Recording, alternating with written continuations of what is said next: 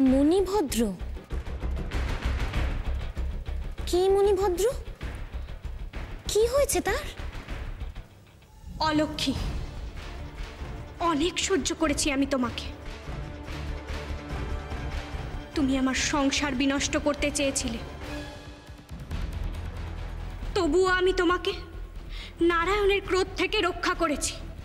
আর নয়, আমার ভক্তদের কোনো ক্ষতি আমি তোমাকে করতে দেব না। মণিভদ্র কোথায়?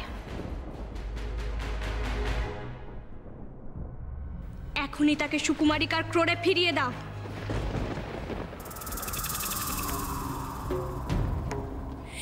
সুকুমারিকা?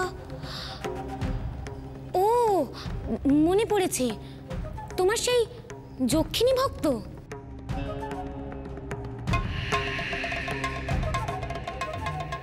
ভগিনী, আমি জানি যক্ষ যক্ষিণীদের প্রতি তোমার অপার করুণা, কিন্তু আমার কাছে তারা আমাদের সেবক মাত্র। আমি তাদের সংবাদ কি করে জানবো ভগিনী? হ্যাঁ, এখন যদি তুমি আমার কাছে ইন্দ্রলোকের সংবাদ চাইতে, আমি নিশ্চয়ই দিতে পারতাম। অলক্ষী, পূর্বেও তুমি সুকুমারিকার সন্তান মণিভদ্রের ক্ষতি করার চেষ্টা করেছো।